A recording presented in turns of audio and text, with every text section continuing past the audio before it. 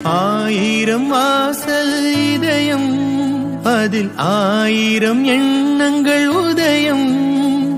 யாரோ வருவார், யாரோ இருப்பார், வருவதும் போவதும் தெரியாது. ஒருவர் மட்டும் குடியிருந்தால் துன்பம் ஏதுமில்லை. ஒன்றிருக்க ஒன்று வந்தால் என்றும் அமைதியில்லை. நினைப்பதெல்லாம் நடந்து விட்டால் தெய்வம் ஏதுமில்லை. நடந்ததை நினைத்திருந்தால் அமைதி